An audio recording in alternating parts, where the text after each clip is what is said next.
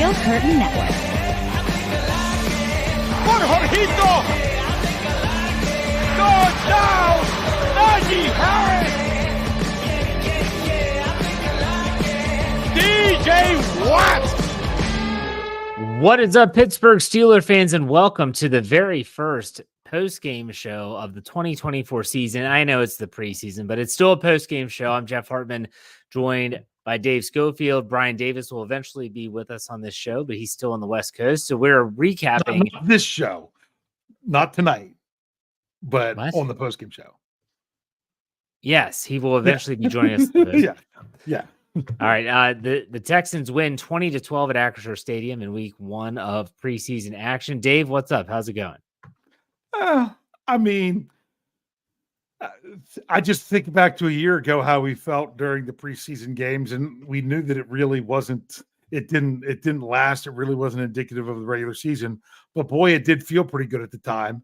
Tonight, just kind of felt like, yeah, there was. You could find some good things, but there was so many sloppy, not good things that really was the big difference as to why the Steelers only ended up with 12 points. Well, I think that, if last season the coaching staff might have had trouble keeping the players focused because the preseason went so well and everything was clicking on all cylinders, they're not going to have that concern after this game. There is a lot of teach tape out there for them to diagnose, to dissect, and it was sloppy. It was the first game. Like, this is kind of what you expect. A lot of backups, a lot of missed tackles, penalties, balls on the ground, bad decision making, Quez Watkins. So nonetheless, it's a situation where there was a lot of that. And let's also remember, I'm not making excuses, but the fact that the Houston Texans have played a preseason game already. Yeah. So they do have a game under their belt. They had, it seemed like, gosh, how many quarterbacks did they have? They keep on rolling out these quarterbacks. Like, this is incredible. And they have so many quarterbacks. But nonetheless, Dave, what was your knee-jerk reaction to the game? Yeah, knee-jerk reaction was that, when you talk about so many times over and over again that it's 4 or 5 plays that make the difference in a football game. I feel that the Steelers, especially in the first half, did better outside of those plays. They were doing better on a play-in, play-out basis. But then the plays that they didn't do well were really bad. They were doing fine on offense, but then you get the botched snaps. They're drive killers, or the sacks, things of that nature. So they're doing well. One play sets them back. Defense doing well. One play, boom, long touchdown. Yeah. So that they were so on the wrong end of those game-changing plays, where on the just regular 5 yards in a cloud of dust plays, they were coming out on the better end of those. But that just kind of goes to show that, how important it is to be focused and perform every single play, because you can go out there as a defense, and my goodness, we saw this in the second half. You can do great on first down. You can do great on second down. Throw them back, set them up third and long. But then you give up that third and long, none of that matters. Yeah. 2 great plays, then backed up by a bad play, and it all goes downhill. So those are the kind of things to look at. It's not that you can't take anything good out of some of the stuff that happened, but there was definitely a lot that you can build on, more that you can build on than what you can take away. For our own Corey Eckenroth, who was at the game in your seats, I believe. He said, I think he put it well. He said the Steelers struggled on money downs, the third downs, offense and defense. Like, that's where you make your money. That's what Mike Tomlin always says. And I agree with that. And I also want to say that I think it all depends on how we, as people with microphones in front of our faces, whether we're fans or not, how much do we really want to dissect this? Because there are people that were just fuming at the 2nd and 14 run. I think it was to Jaylen Warren. And this was after maybe the first botch snap. And like, here we go again, 2nd and long running play. And I'm like, okay, I understand that. And we lived through that for 2 years with Matt Canada. I understand people's frustration, but I'm also not about to get up in arms over a preseason play call. So it comes down to how It was bad still in your scripted zone when you script your yeah. beginning plays. Yeah. How bad do we want to break everything down and really look at this with a fine tooth comb? And how much do we say that's the first preseason game? Let's cut them some slack. Dave, how do you decipher those things? It's really tough. And honestly, it's going to take a little bit more breakdown than just watching it live, because so much of me trying to follow every play was trying to figure out who was actually on the field for a lot of things. And then there's so much to take in when you haven't been watching football for months that I had to kind of remind myself what I needed to do to watch it as well. So now I'm trying to remember what your question was. How do you decipher it's the first preseason game and let's really dissect this with the fine tooth comb, which we do in the regular season because the games are counting, but in the preseason, it's different. Well, you really do need to dissect with a fine tooth comb. The Steelers do, because they need to find their weaknesses and get better at them individually and collectively. So that's something that you want to do. I would rather have something that you can work on. You've talked about this before, coaching. You almost kind of hope that you don't want to go out there and have, too perfect of a scrimmage or something like that you kind of get a little bit overconfident and you don't really have stuff to work on. Trust me, the Steelers have a lot to work on. Yes, absolutely. We're going to break this game down. We're going to look at some statistical performers that did well, players that might have done well, but their stats might not be indicative of that. And I do want to ask you, though, first, before we I want to get this out of the way right out of the bat. You talk about the Joe Gibbs quote of how football game can be broken down into like 4 or 5 plays. I got to be honest. I felt like one of the turning points early in the game, if we're trying to look at this in halves, was how Mike Tomlin didn't challenge that Van Jefferson catch on the sideline. Yeah. I mean, it's preseason. I get it. And maybe he says in his postgame, well, I wanted them to have the challenge or something. But I don't know. Like that was a catch. It seemed like everything kind of turned after that. So. Well, the one thing you couldn't see great on the replay was, did he have full possession at the moment he got his feet in?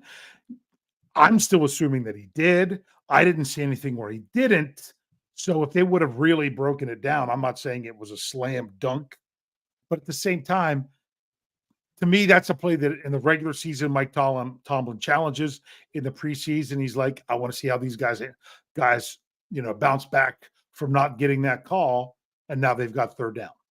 Yeah, maybe it's a teaching moment. I don't know. That's a fair assessment. All right, let's start like we always do, looking at the numbers, looking at the stats, looking at the box score. And we're going to start with the quarterback position, and the Steelers' starting quarterback was Justin Fields. He played the few series that Mike Tomlin predicted he would. He finishes 5 of 6, 67 yards, 11.2 average, no touchdowns, no interceptions, was sacked twice for 15 yards, 113.2 rating with 2 fumbles. That was a bad connection between Herbig and Fields. Who's to blame? I never saw a good enough replay to be able to say either way. But Dave, how do you assess Justin Fields in this game? Well, it is difficult because of, he's blamed for both of those fumbles. I'm not sure they were on him. So I would like to get a little bit more feeling of, hey, who is that on? Because it goes on the quarterback no matter what. I remember last year, Mason Cole just giving absolute crap snaps.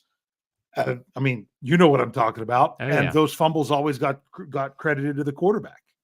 So to me, I'm a little bit more would like to have a little bit of more of an understanding of what went wrong on those. He did give up some sacks, but I don't know that they were necessarily on them. It was, I think, especially the one I think of that was Troy Fautanu, where they're like, oh, there he is. Welcome to the NFL. He ran his guy around the arc beyond Fields to the opposite side of Fields, who then came back from the right side to then sack him. Like it wasn't even on the side of the line of scrimmage that he started on. He went around him, behind him, and then came back. So part of me is like, you would think that the tackle when he does that, but he didn't really slow him down much at all. That was the other problem. So I don't know if I could put that on Fields holding it too long versus how much time that he had. No one was open. So I'm not saying that he did poorly, and I'm not saying that he did great. I will tell you that I don't think he had a third down conversion. That's a key statistic of where things need to come in, even if it's just because you're checking it down on third down and you don't gain it, because he only had the one incompletion. So in all, I'm not. I hope we don't have to give him a grade. I'm not saying it was awful. I'm just saying there were some things there that I can see, like, okay, I see why people say there's some concerns over Justin Fields. And I could also see some nice throws of why people were like, yeah, Justin Fields has a lot of upside. It didn't really move the needle much for me after the game than where it was before the game. And Chris Adamski of the Tribune Review, he's in the locker room and said that Nate Herbig took 100% blame for the 2 bad snaps with Justin Fields. Herbig's that type of guy. He's going to take the blame no matter what. But ultimately, that's just what they're saying right now. For me, Justin Fields' play was typical Justin Fields play in terms of it was a roller coaster. If he just has to level things out a little bit. I think that's what we talked about, Dave, on Thursday. Yet last night, the preview, I said I wanted to see Fields be more on time. He made some good throws. He and Pickens continued their connection. George Pickens had 2 catches for, I think, 25 yards. They seem to have a good rapport with one another. Again, the Van Jefferson catch, which wasn't a catch, could have made him a perfect 6 for 6 if that's overturned, if that's challenged. So I thought Justin Fields, it was a good stepping stone. In no way, shape, or form am I saying this guy is the future, that this guy is the starter. And Mike Tomlin did say in his post-game press conference that he's expecting Russell Wilson to play in the next preseason game. So that'll be interesting to see how that takes place as well. All right, Dave, let's talk about your guys up front. Let's talk about the offensive line. We mentioned Nate Herbig. Injuries, let's get this out of the way since we're talking about the trenches. Keanu Benton left the game with an eye injury. He said, Mike Tomlin, that he's okay. Troy Fautanu had a brace on his leg, and he did not stay in the game very long. I noticed this because Broderick Jones was playing way longer than I thought he was going to on the right side when Dylan Cook was on the left. But what did you think of the offensive line in this game? Well, it's interesting because sometimes you make statements about things or about players, and then you realize, you know what, maybe I'm taking some stuff for granted. Like I'm saying, Broderick Jones is good enough. He could play either side, just that they've got to figure out what they're doing otherwise and everything else. I don't think Broderick Jones early in this game was playing particularly well. Early on, he was quote unquote trying to chase down blockers after he had missed them. Mm-hmm. So Broderick Jones had a rough game, in my opinion. I thought the offensive line early on was struggling. Like the very first 2 plays were not good. They weren't. But then on third down, they formed a nice pocket and everything there.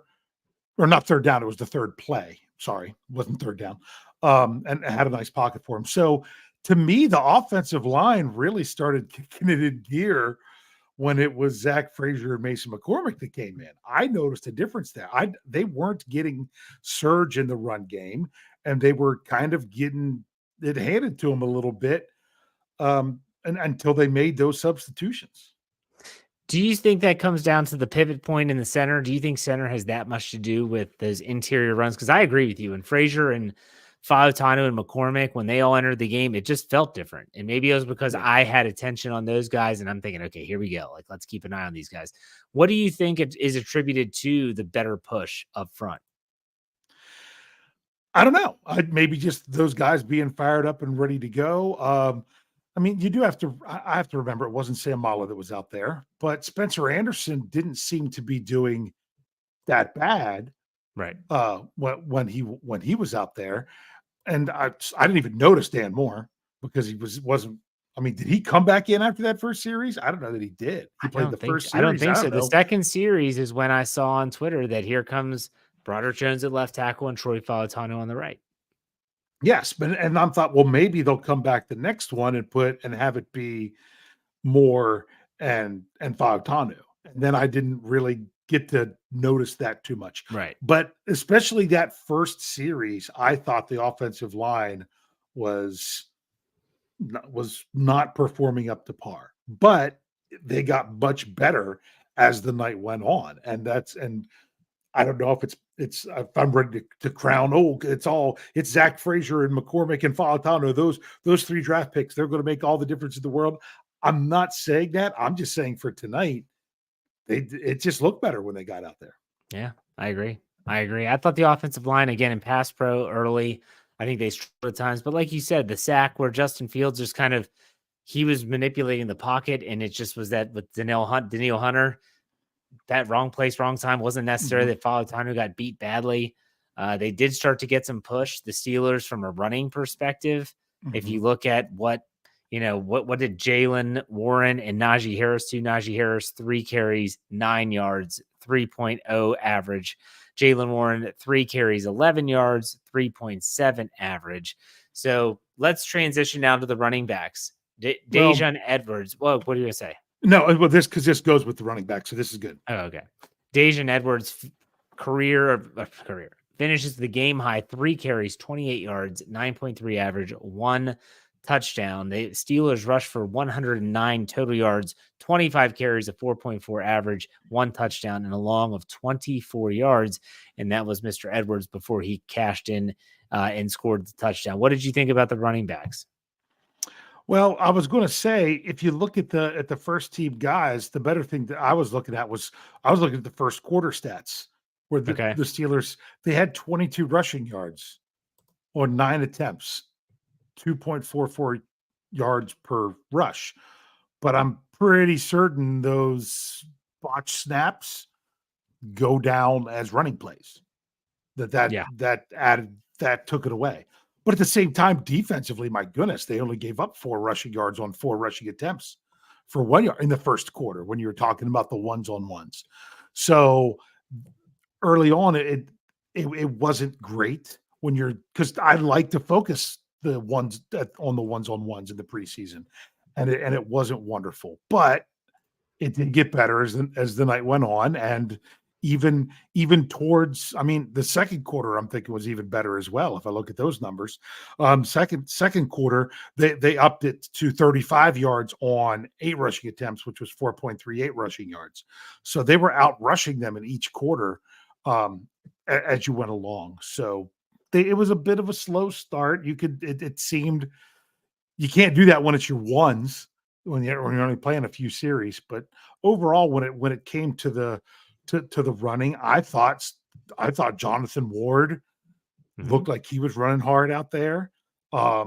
Edwards had ripped off that nice big run that you couldn't really see very well because they were talking to Joey Porter Jr. Yep. During the play. So they had a couple nice ones, but especially with the first group, there's lots of work to be done. Absolutely. Couldn't have said it better. Kind of a hodgepodge, and it's a preseason week 1. That's what you typically get. Yeah. I do want to go into the pass catchers, and so let's talk about them for a little bit. Calvin Austin III leads with 2 catches for 49 yards, had a long of 25. Scotty and he Miller had one called back. That's true. On the hold. So would have had a touchdown if Kyle Allen doesn't overthrow him. He's wide open in the end zone. But Scotty Miller is 3 for 47. 38-yard long. Des Patrick, 1 for 34. Pickens, 2 for 25. Mentioned him, and a whole lot of others with 1 catch. But Dave, what did you think about the pass catchers? Well, I liked what I saw out of Pickens and Jefferson when it was the first group out there. That was that's 12 and a half yard average for Pickens. He was only 1 catch, but for 20 yards for Jefferson. And he had that other one that I think you could have challenged. How long was that one for? That would have been like more than 15 yards, I think. I would imagine, yeah. Yeah, so I liked seeing where they were attacking the field and that they were pulling them in with that. And I also thought that as they went on, I didn't seem like there were really any drops or anything. They had a really high completion percentage, if I think about it. They completed 76% of their passes. They only had 7 incompletions. So the wide receivers, I felt, were bringing the ball in and getting the job done. Yeah, I do want to update this as Mike Tomlin was addressing the media. Troy Falatano has a knee injury, and that was per Mike Tomlin, and he needs to have that further evaluated. So that's not good. So we'll see. Maybe it's something minor. Maybe it's something a little bit more serious. We'll see. We'll keep you up to date at steelcurtainnetwork.com on all that news, all those news and notes. As for the pass catchers, Dave, the only thing I wanted to add was I wish I saw more tight ends on the list. I know that Connor Hayward did score a touchdown and he had 2 targets. And Pat Freiermuth no targets to Washington. Exactly. That's what I noticed. Pat Freiermuth had the 1 check down for 6 yards on a 3rd down, which resulted in a punt. Yeah, I wanted to see that. I was expecting to see more tight end usage, but we just didn't see it. And I don't know, maybe that's something they're still working on. Maybe they're still implementing that. And I don't think 1 preseason game is enough to draw some drastic conclusions, but I was hoping to see a little bit more tight ends. Anything else on the offensive side of the ball, Dave, that you wanted to touch on? No, because I didn't include the tight ends when it came to the pass catchers. I should have, because I wanted to mention that about Washington. But it's, you can just have those things that can kill a drive, whether it's a penalty or a ball on the ground. Any kind of negative play can just completely stall. And the Steelers that's the thing. They were moving the ball with their possessions early in the game. Then it just stalled out. Yeah. So there's stuff you can say that are positive, but you've got to clean it up. You can't let those stalls happen. For sure. All right. What we're going to do is, for those that are listening on the audio side, we're going to take a quick break. When we come back, we're going to touch on the defense. We'll go our final thoughts. We'll talk special teams as well. And then we'll call it a show. But if you're watching live on Facebook, YouTube, or Twitter, don't go anywhere. We're not going anywhere. We'll be right back after this break.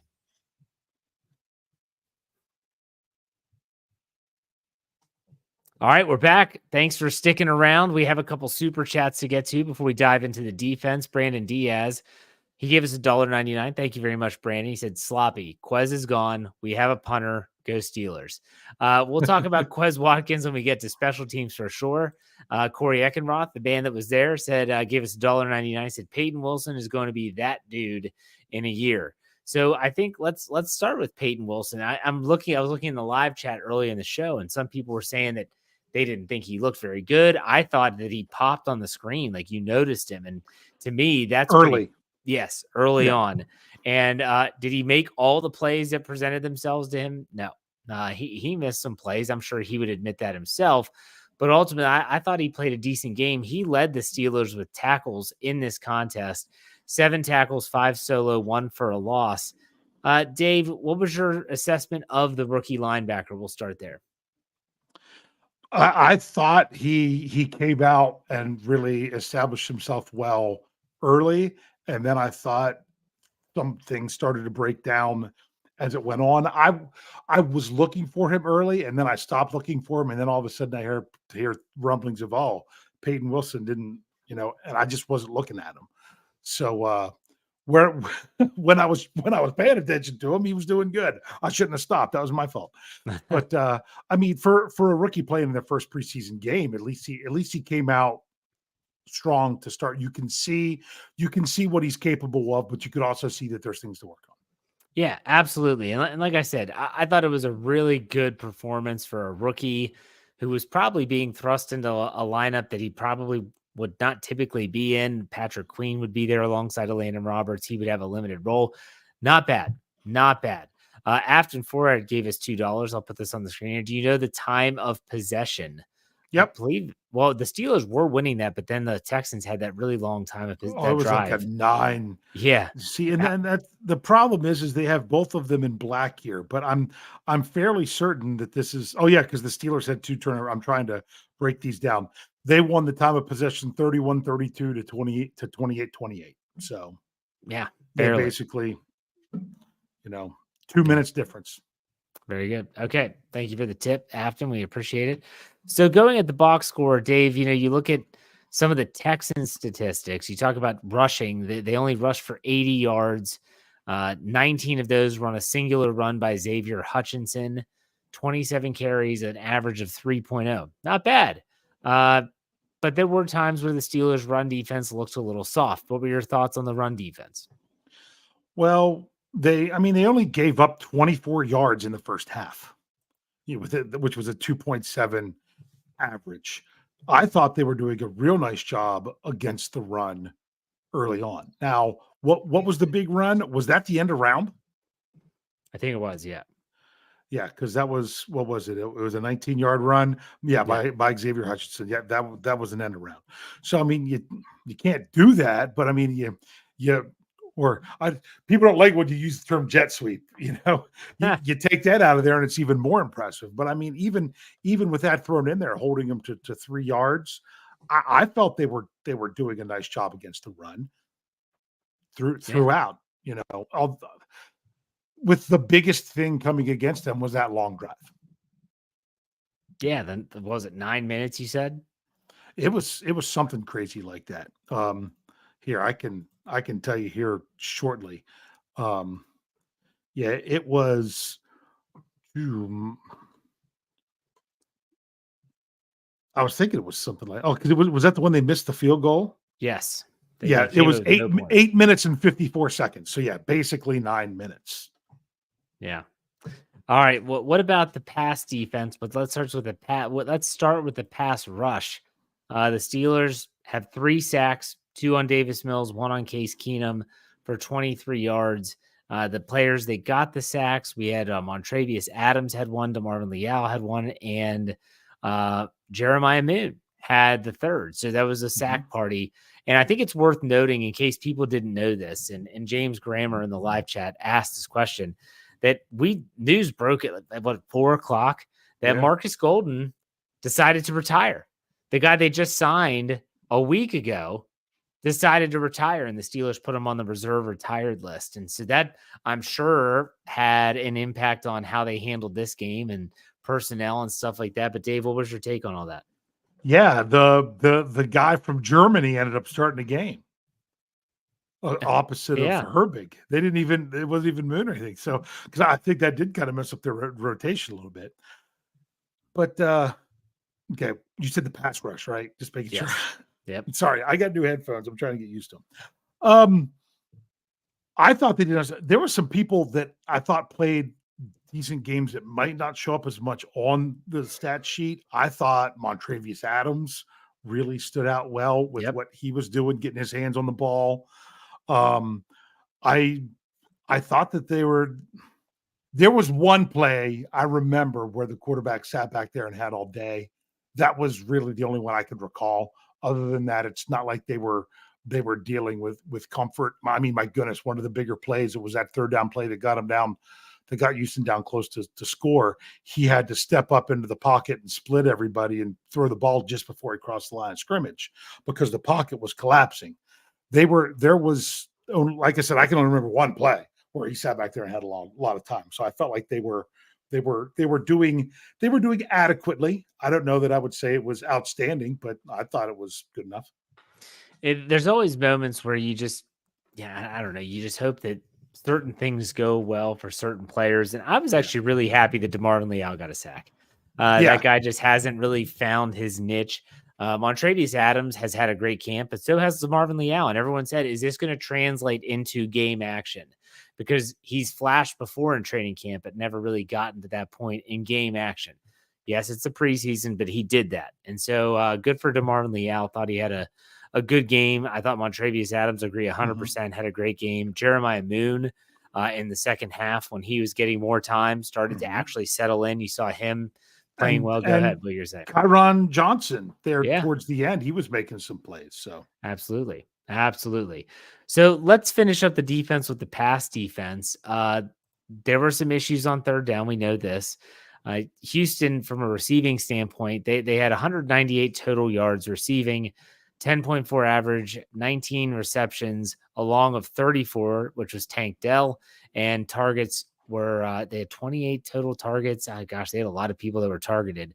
What was your thoughts on the pass defense? Because this was a tough one for me. Yeah, well, I mean, when you look at the first quarter and Houston only has, 40 or 45 yards of offense, but 34 was on that long 3rd down, that it's really frustrating that they're giving a lot more liberty to allow quarterbacks to throw the ball away whenever they're going to get sacked, because Herbig completely blew that play up. Could have been a huge loss on that play, and then they come back on the very next play, give up the long pass, and don't tackle. Yeah. So, but that's how defense works. You can make 2 great plays and then give up a terrible one. I mean, they were making great plays. That was their first down of the game. Was that touchdown? The way that things were going for the defense. So it was streaky. That one was really bad. I don't know that there was anything else that was bad. Like there was that one that 4th down play they went for it. Darius Rush was right there on that guy, and they just, barely slipped the ball in to where he could pull it in for a catch and convert. Which all that really would have done was change time on the clock. So I noticed, I like to see Corey Trice come up and make that play. Was surprised him and Rush weren't out there more than I knew of. That would really surprise me that they didn't really seem to get out of the field until late. But it was real late. Yeah. So, but a lot of it I don't really. I'm not concerned over it, but I'm not saying that it was outstanding. Little things always stick out to me, like Joey Porter Jr. getting that DPI. I'm like, come on, man. We can't maul the guy 10 yards down the field and expect to not have a flag. So hopefully he can clean that stuff up. And I'm sure that they're going to, hey, when you're missing TJ Watt, Cam Hayward, Minka Fitzpatrick, you're going to have Patrick Queen. I mean, think about all the layers I just named of the defense. Yeah. But we saw some good things still. We saw some that was what, five starters that were announced earlier in the week. Yeah. Yeah. So what was your tip? Any final thoughts on the defense before we go to special teams? They just typical what you have to do on defense. It has to be every play. One bad play could be a huge gainer, a field flipping play, or even a score. So you've got to bring it every single play. And the Steelers, they brought it the majority of the time. There were just they just have to get that full consistency with it. Yeah, and we'll see how they handle that in the defensive side. And if in week 2 of the preseason, we don't see some of these names that we just mentioned being in the lineup and how that might change the things. What do you want to say, Dave? Well, because the other thing you got to think of is like, oh, well, look, the Texans already played a preseason game. Yeah. That's true. But you know what's more important than that you might not think about that I just remembered? Because they had that preseason game, they came back for training camp a week earlier. Yeah. So they have how many more practices under their belt too, not just let alone the game. So just getting out there and working through those things with practices, you could tell that one team was just a little bit more together than the other. Yeah, for sure. Absolutely. So let's go to the last part of the team building process. We want to call it that, the special teams. So we did not see Chris Boswell. Matthew Wright was kicking. Matthew Wright missed a point after. That was because of a high snap from Christian Kuntz. The punter, Cameron Johnston, had some, I think he had some good plays. Definitely some touch that we're not used to seeing from the punter in terms of the pooch punts. He wants to get down inside the 10. I don't know what to say about Quez Watkins. That probably just isn't just blatantly like, what are you doing? Trying to return the punt that goes over his head, turns into a fumble. That was such a really bad play and a game-changing play. But I don't know. Dave, what do you think about special teams? That is where I was really disappointed. Yeah. That was, to me, that was the most disappointing. 3 punt returns for 50 yards. 3 punt returns for 50 yards. The first 2 were for 40. One was for 22 and one's for 18. The third one, I guess, had to be 10. So that was too much. I mean, that's what set up their first touchdown. Where they were close enough was because of the big punt return. Now, I'm not putting that on the punter. I'm putting that on the whole unit, him and all of them included. So that to me was the bigger thing. Was the number of return yards was just not good. It was sloppy. The whole game was sloppy. The special teams was the same. I do have to ask you, Dave, did you see Cameron Johnston? This was probably his second punt. I think it was Dell that was returning it. and Cameron Johnson made like a tackle on the sideline.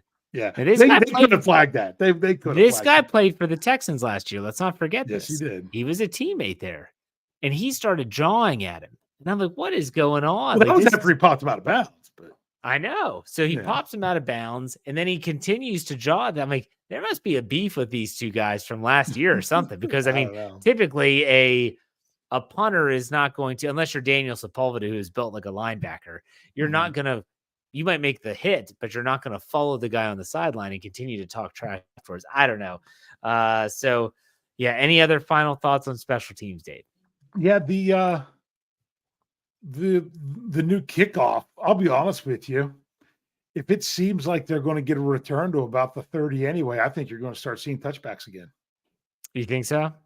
I think if this is causing teams to get the ball, generally the ball was between but around the 25 or 30 yard line every time. And if it's going to be that close to the 30, if you're not going to really be able to pin them inside the 20, let alone the 25, you might as well not worry about it popping and just do the touchbacks.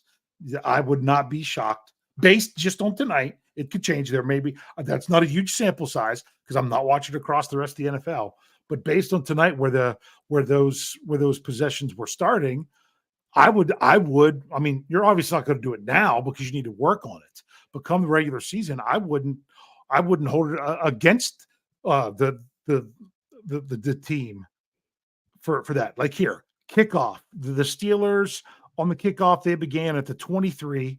Well, the one that began at the 14 because of the penalty, but they would have been there. The one was at the 40 because of the penalty that got them all the way out there. And then their other one that they received was at the 28. Where does the touchback start you? 30. Oh. So Houston, their starting point on the three kickoffs they received was the 30, the 24, and the 31. To me, I mean, if you look at that, you're talking about on average that's starting at like the 28.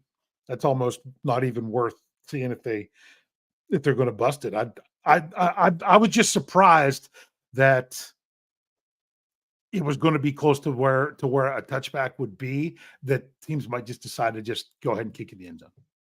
Well, this makes sense now because I didn't realize it was a 30. It was supposed to be the 35. And when they changed the rule at the very end, they moved it to the 30. I know it was Sean Payton in Denver who has actually openly said, I think it needs to be a 35. It needs to go to the 35. Yeah. Because if you only have it at the 30, they're going to do exactly what you said. If you have a dynamic return guy, just kick it in the end zone. We'll start at the 30-yard line. We'll be fine. So don't kick it short. Don't give it to them at the 40 like the Steelers got it. Yeah, exactly. So if they're going to stick with this plan, there's still some fine-tuning from a league perspective that they have to do, and that's a really good point. Mm-hmm. All right, Dave, anything else come to mind from the game that you were like, like this just maybe it rubbed you the wrong way, maybe it was a player that played well. Anything else stick out? Like I said, 4 times the ball was on the turf. Yeah. 4 times. They only lost one of them, but that's too many times for it being on the ground. That's something you definitely got to clean up. Yeah, that was Watkins on his first punt return. Fair caught it when I thought he had space. Oh my gosh! And then on the second one, he tried to catch it running backwards. So it's like I feel like he made the wrong call on both of those. So that was a. Did he have a catch otherwise? He might have had one, but let me check. Because if not, then he's really got some. Hey, no. Yeah. Well, I haven't had him on when we do our projected 53-man roster. I haven't had him at all. I don't think I have either, but I could be. I just feel like Calvin Austin could be a better player that does the same thing. So I was surprised that they had Scotty Miller could do that. Same as well. Yeah. So that was a little disappointed. There's some people that I mean, my goodness, I feel some of the reserve linemen really were doing stuff. The local here, from our area offensive line for the Steelers, Joey Fisher from your alma mater, Shepherd University. He had some great blocks, like I think on that long run and then the touchdown. He was in there guard for that. He also gave up a pressure and pass protection, but they're still finding themselves in that first preseason game. It's funny. I said I'm pretty sure it was last night to you. I said I like that the Steelers are playing a team that's ahead of schedule with them. It's really going to show them and really going to test them. You know what it showed me? That the Texans had a lot more of that stuff cleaned up that the Steelers didn't. I felt like, you know how sloppy the Hall of Fame game always is. Yeah. Whenever you watch those, it felt like a Hall of Fame type game for the Steelers. I agree. They weren't playing a team that was playing that they were a team that was a week beyond the Hall of Fame game. Right. So really, it's going to come down to what do they do from here? Where do they go against Buffalo, who will be on a team on the same schedule as them? Hopefully, we'll get to see a little bit more ones on ones in that game. Maybe we'll, not just rest in all the TJ Watson, Russell Wilsons, and Minka Fitzpatrick's of the world. And you've left yourself room for improvement, Steelers. You've left yourself room for improvement from preseason week 1 to preseason week 2. Now it's time for guys to really step up. Loved seeing them using the fullback. Have to admit there. Yeah, for sure. So, but all right, we'll see what happens. We'll see. I'm going to do my final thoughts first here, and I just want to remind the fan base out there that we all said, okay, we all drank the Kool-Aid last year, right? We all were all in on the pristine preseason with the offense and the wins and all that stuff, and we said we can't buy into the hype, but also I think that goes both ways in terms of the fan reaction after a preseason game. You can't say, all right, well, I'm not going to get super excited because I learned my lesson last year. You also can't be so down in the dumps that you're ready to find a local bridge and jump off it. Yes. Because it wasn't that bad, number one. And number two, I don't expect perfection in the preseason. I just want them to just show improvement, keep improving, and then play good football once the regular season comes. So I think for me, my final thoughts on this game are simple. Was it pretty? No, there was nothing pretty about this game. But is it just the first of 3 chances to really improve themselves? Yeah. So let's see what they do in week 2. I was intrigued by some things. I think intrigued is the right word for me because I wasn't pleased with much, but I was intrigued by a lot of things in terms of how they played, play design, stuff like that. A lot to chew on here, but I wasn't overly upset. We'll put it that way. Dave, what are your final thoughts? My final thoughts are, if the Steelers are doing the Mike Tomlin thing where they do not seek comfort, then you're not going to be to have comfort after this game. You should not be feeling comfort when you have to go into those meetings. I don't know if they give them completely the day off tomorrow. I know they're back for training camp practice in the afternoon Sunday. I don't know if they'll have, like I said, if they have meetings tomorrow or if they're just letting them have a day with their families. But when you come into those meetings, there's not going to be anything comfortable about it. You shouldn't be. Now, was it an absolute disaster where, my goodness, they couldn't stop anybody ever and they couldn't get a first down to save their life? No, it was not that. I would say there were plenty of times that if the Steelers didn't have the sloppiness, I think they'd have been fine. I mean, my goodness, just add the wide open touchdown when they got down to the 1 yard line, and it's a whole different way the game plays out. But you just got to clean those things up. But the most important thing for me to really finish this up is, rather than talking about reports and rather than talking about potential player acquisitions and rather than talking about, the draft, rather than talking about free agency, whether to talk about OTAs, whether to talk about the players' interviews, getting to training camp, we were talking about and breaking down what we could see with our eyes on our television sets. And for those of you even in the live chat that were at the game in the stadium, what we're seeing in a game situation, even though it's preseason and doesn't count. This is great to be talking about. I would much rather talk about these kind of things. So I'm excited about that moving forward. Absolutely. And to let everyone know, tomorrow I'm going to have a special Let's Ride podcast with winners and losers. You can check that out on our audio only feed, wherever you get your podcasts. We're going to have everything for you. We'll have the Q&A on Sunday. That'll be here on YouTube as well as on the audio only feed. We'll have all the coverage that you would possibly need coming up next week as they gear up for the Buffalo Bills. But 0-1, the Steelers streak, which was at 6 games, I believe, 6 in a row preseason games, has been snapped. Oh, well.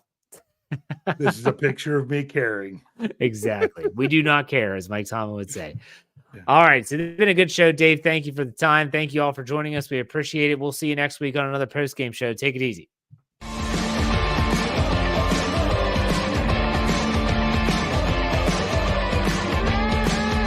Steel Curtain Network.